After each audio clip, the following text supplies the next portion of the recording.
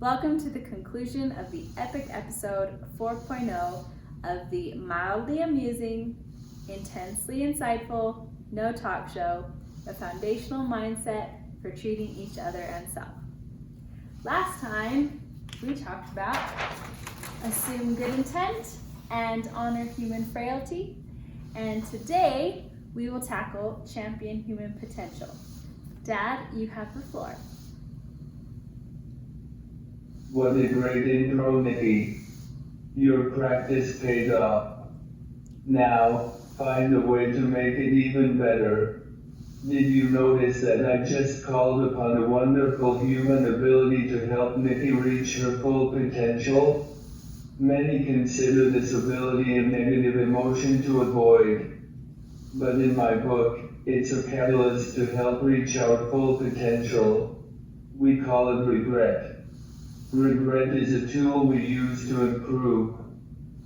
We use it when saying things like, now that I think about it, I could have done that or said this, or holy guacamole, I should have bought it here instead.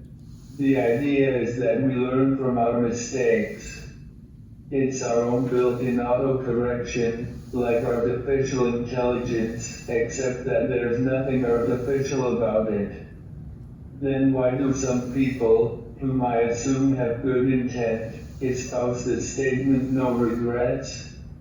To me, it seems to promote that we not own or learn from our past mistakes. Or maybe that we live perfectly from now on to have no regrets later. Or it gives us license to do whatever we want with no associated remorse. Try as I might, I couldn't envision a scenario in which the statement no regrets has any value.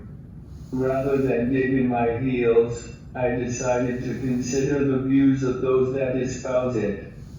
What I found proves quite educational. In short, the statement is intended as advice for those that stress over little mishaps or dwell on past regrets.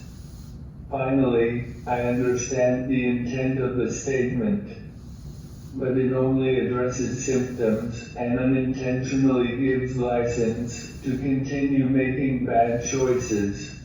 On the other hand, espousing the foundational mindset for treating each other and self eliminates the symptoms by addressing the root cause. We don't stress over mishaps because we acknowledge our good intent and honor human frailty. Furthermore, we understand that we are to own past mistakes and learn from them, but strive to not repeat them nor dwell in the past. We use the past to champion our potential.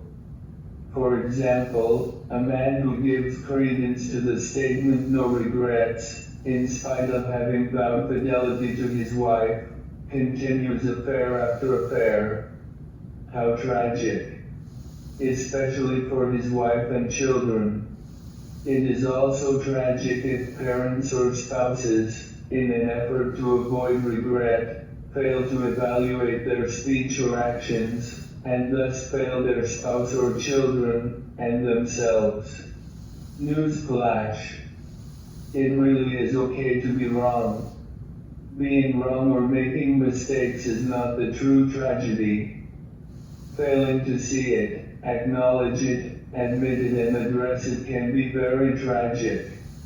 Just imagine the opportunities enabled by espousing and acting on regrets. We must pay attention and evaluate how our words and actions may affect others. Seeking the evaluation of others is also wise. A word of caution, no, too. Wait, it'll be a bunch of cautionary words about using regret. Use it mostly on yourself. If you do use it on others, find a way to make it a positive statement. For example, you played great today. I think our next step is to work on your free throws. Also, careful of overuse on yourself. You must also find and celebrate the good you are doing. In fact, That brings us to another great tool called Celebrate the Wins. That sense of accomplishment is rewarding. It does the soul good to celebrate the wins along the path. You know how, right? I will only say this. Celebrate good times. Come on. Oompa. They say experience is the best teacher, but the school of hard knocks sure can hurt. Why not learn from others' mistakes and their good deeds? Let's observe, listen, ask, discuss and read, seeking wisdom from others. You are engaged in this right now, but you must act on it to reap the benefit. Be aware that this method doesn't etch the lesson into your memory like experience does. You must be consistently proactive. Many years ago, by observing a good deed, I discovered another great tool called directional thinking. I observed a mother really hype up in front of her young daughter what a great artist she was. She even showed off her drawings to us. I'm no art critic, so I cannot confirm nor deny the truthfulness of the mother's assessment, but I could see the effect on her daughter. She now had an image of herself that she'd want to prove to others time and time again, even if in truth her drawings were just mediocre. I considered the positive impact of that approach, even if it had not been truthful. For years, I couldn't reconcile how a lie or half-truth could be a valid approach to effect positive change. Many years later, while attending one of Kurt Duncan's self-improvement seminars, he discussed directional thinking. Then the light came on. It wasn't a statement declaring something to be true, but rather to direct your mind to where you want it to go in order to effect positive change. For as a man thinketh, so is he. Wait. Might a man currently be less because his current thinking is tainted? Yes. Practically without our conscious awareness, each of us has built a self-portrait that is based on a set of premises that may need adjustment. So in many cases, directional thinking does not directly change a man per se, but rather shed a false narrative. I once heard Russell Nelson, a religious leader, when referring to a changed man, say the greatness of this man emerged. What a way to champion human potential. View others and self as we can become and maybe already are, without all the layers of false narratives piled on from our interpretations of life experiences. Remember when you used to have big dreams? And then life happened and your views changed. What if the meaning you subconsciously assigned to some of life's events is wrong? Newsflash. It is, and you know it. Admit it. You are more capable than you think and so are others. Wait, does that mean I promote high expectations of self and others? Yes, even an emphatic yes. Well heavens. If it ain't my lifelong friend Don in the studio audience, flailing his arms wildly. What's on your mind, Don? I disagree. Sense of happiness is unmet expectations. Low expectations must bring happiness. With full confidence, I declare that the foundational mindset for treating each other and self shatters that premise. Let's say you or your child is at point B and you or they ought to be at point C. To address the issue, we often send a message sprinkled with a bit of condemnation for not having reached point C. As if we'll suddenly move to point C just because we think it or say it. We must start where we are and take steps, expecting some failures along the way. This automatically happens if we honor human frailty. So let's treat each other and ourselves with kindness and encouragement rather than any level of condemnation. So yes, high expectations, but with whatever measure of patience and compassion required, which is more easily done when we honor human frailty. Let's crown this mother of all episodes with a story that proves we are more capable than we think. Not long ago, I read an article about a 10-year-old girl with an IQ higher than Einstein or Hawking. She is pursuing 2 engineering degrees.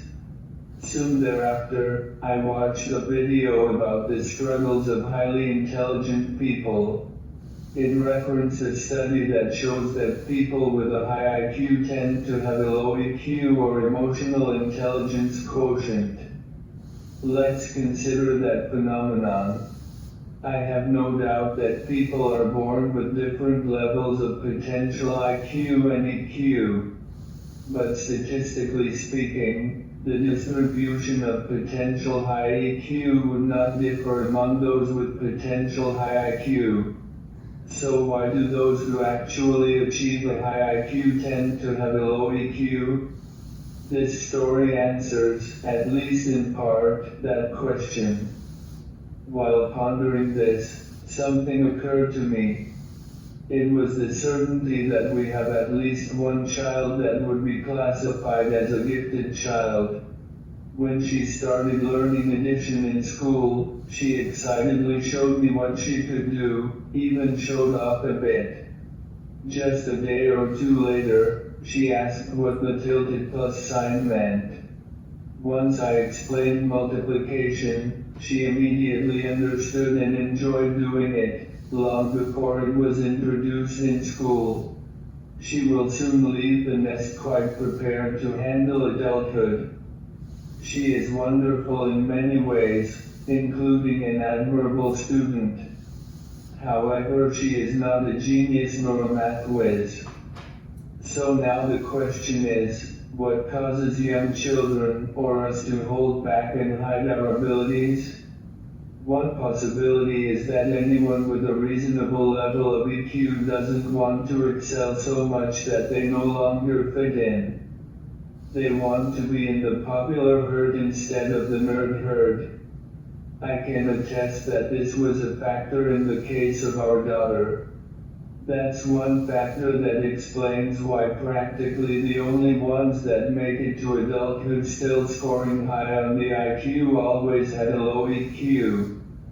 Although several other factors exist, my point is simply that we are all more capable than we think.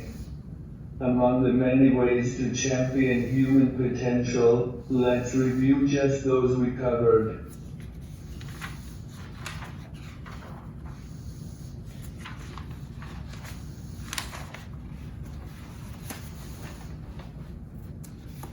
Use regret wisely. Celebrate the wins. Learn from others. Use directional thinking. Shed false narratives. Set high expectations. You are more capable than you think. Thanks for watching this conclusion of the episode of episodes. Join us next time for the season finale. You'll learn about wet towels, shower curtains, and backseat drivers as you discover the power of self-challenge.